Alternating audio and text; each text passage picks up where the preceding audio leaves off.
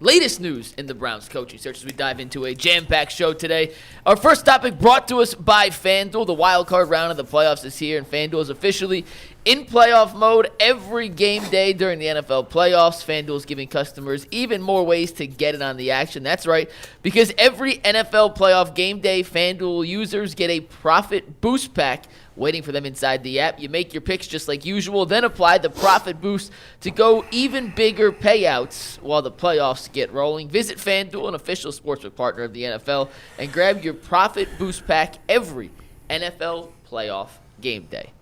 All right, guys, we start with the latest in the search for the new Browns head coach. In case anyone missed it, I will kind of refresh you on what you have missed over the weekend. The Browns have officially requested interviews with Jesse Minter, the defensive coordinator for the Chargers. He has now been eliminated from the playoffs, so we'll see if they can get a confirmed date locked in with Jesse Minter. Nate Shellhassie is the Rams passing game. What do you say? Skill Chase. Is that how you pronounce it? Yeah.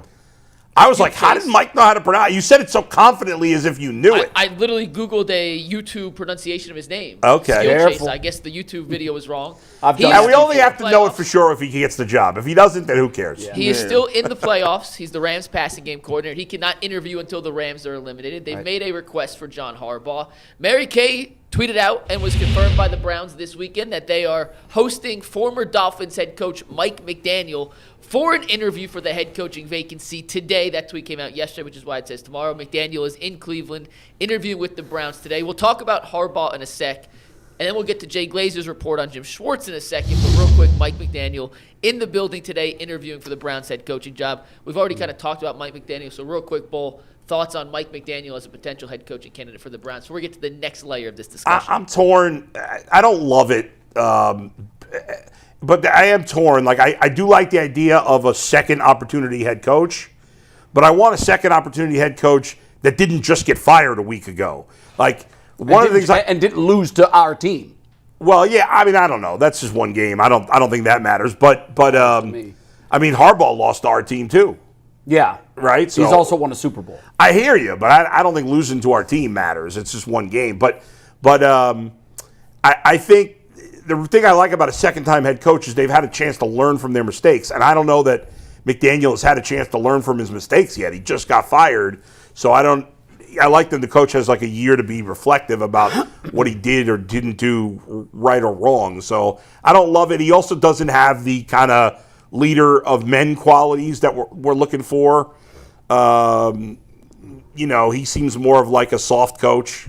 That's just how I think of it. He's obviously a smart guy and he's creative offensively, but so is Kevin Stefanski. And, I feel like he's in the same mold as Kevin Stefanski. I think you need to go to a different mold, in my opinion. Yeah, I think Mike runs an offense very similar to what Kevin was doing here. So it's hard to pick a head coach until you know who the quarterback is. Like, these are all interlinked. And if you want to build around Shador, then I don't know that this is necessarily the route you want to go. I think right now they're open to all options. I told you last week about the coach I was talking to who said, if you want to build around Shador, you got to put him in shotgun, quick, easy reads, a lot of RPOs. And that's not – I think Mike was actually the first one. Yeah, it's the complete opposite of what Mike McDaniel wants. Yeah, Mike was the first one last week to actually bring it up. Like, guys, this is not a system that you would want to put Shador in. And so, like, there's just a lot you got to work through if you're the Browns right now. And you got to decide who you are. Like, who are you? Who do you want to be? And who do you want to build around going forward? And I don't know that necessarily they're married to one or the other right now. But I don't look at that as a fit. I don't think Mike McDaniel and Shador are a great fit. So, but we don't know who the starting quarterback's going to be. But that's what I'm saying. Yeah. Is you got to know who you. Isn't it more likely they don't know yet? Yes, I think it's very likely. Yeah. I'm just pointing out the guy on the roster right now, the guy we're talking about, right. I don't think is a great fit for the guy who's on the roster. No, if the Browns internally feel like they're committed to Shador, then yeah, he's probably the wrong choice. I wouldn't say I know if that's the right or wrong choice. Like, when I'm looking for a head coach, I'm looking for, and I've always said this about coordinators, I want somebody that can come in and adapt to what your scheme is. I like coordinators who, when you turn the tape on from year to year, week to week, they got something new cooked up. play calling is not a rigid set of systems that this is what I like to run and let's fit these players into it. It's more of a, okay, well, let's see what your skill set is. Let's see what our surrounding pieces are. And then I adapt what my principles and some of the things that I like to do and tailor it to what's in the organization and what's there already. I like Mike McDaniel's creativity. I like some of the things that he's done in Miami. For me, I'm kind of in between. It's like, I would prefer him to be more of an offensive coordinator. If I could get him as an offensive coordinator and then pair him with another guy that's more of a motivator, more of a guy that's going to hold people accountable, and be a guy that's going to bring that level of energy that we know I'm going to demand respect. I'm about to get this respect. And this is how we gonna move. So if I could put him as an offensive coordinator, I like him better as a coordinator, better than I like him as a head coach candidate. But you never know really what's going on in these rooms because there's 5 or 6 things that we don't know. We don't know how specifically he feels about the quarterback room. We don't know how specifically they are, who's going to put at the top of the food chains in terms of, like, what do we have? Do you think we need an offensive lineman or a receiver? There's a lot of different things that are up in the air when it comes to these interviews that we just don't have an idea of. But I wouldn't be against Mike McDaniels.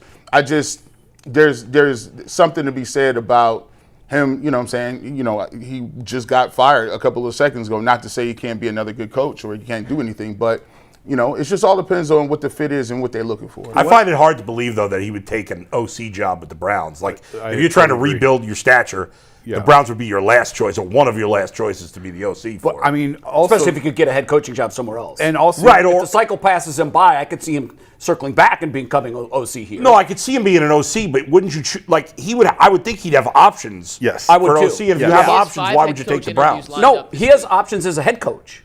Oh, I don't know that He he has is definitely. No, he does. He's He on has everybody's 5 list. confirmed head coach interviews this week. Yeah. Bull. Yeah, Okay. so I don't So, think. yeah. And also, like, if you're him, he's actually a little bit older than I thought. I thought he was still like late 30s. He's early 40s. Early 40s. This is your last shot. You get 2 shots at this, Yeah. and he won't get a third. So he has to choose wisely. Would the Browns be at the top of his list? Yeah, and if he's on 5 lists, he may well have 2 offers. Yeah. And he would have to weigh which one is most attractive and which one he thinks he can turn around. A lot of great points all the way around. I think he's a coordinator, not a head coach. You mentioned something that I like about play calling and offensive scheme is not, this is my system, this is what I'm going to run, let me plug your players into my system. That's not it at all. I think you left one element out. The element you left out was it also depends on who you're playing. Each defense is different. Some are more susceptible to the run. Some are more susceptible to the pass. A good OC is someone who can look at the opponent, look at the players that you have, get the most out of their skill set, whatever the system might be, and attack the opponent's weakness. That's one thing that I thought Bill Belichick, even though he was more a defensive-minded coach, he was very big on, okay, well, who are we playing? I'll tell you what I want to do after I know who we're playing and I study the opponent. And that's where his defensive knowledge came in. He looked at the defense and said, oh, you can beat him here, here, here, and here.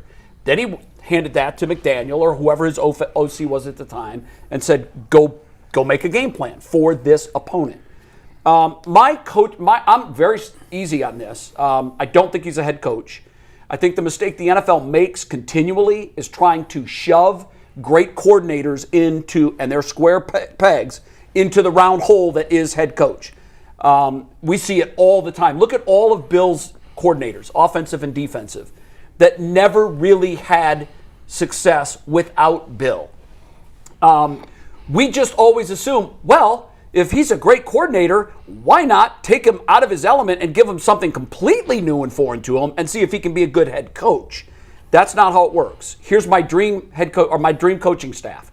And I love what John Harbaugh did, and I know we're going to get into this later. But I think John Harbaugh is playing 3D chess right now. I think John Harbaugh is looking at Cleveland and saying, I couldn't win there. Not the way things are built. So what you've done has a track record of failure. What I've done has a track record of success. I'm not going to come to you and adapt to your way. If I come to you, you're going to adapt to my way. And that's going to include $20 million for me and $10 million for my coaching staff, if that report is true. And if that's true, this gives you the potential to have a dream coaching staff.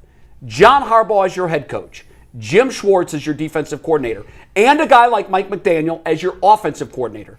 They're going to make damn near head coaching money with that kind of a salary and money pool for all of your assistant coaches. That's my dream scenario. Give me someone that's worked. It's kind of like where you guys were on the quarterback. Hey, Deshaun Watson has had success. We know what that looks like versus all of the other guys. We have no idea what it looks like. Let's try the proven guy. Now, it didn't work, but it was, in theory, it's a better option than rolling the dice with quarterback X every year and getting no success. Go ahead.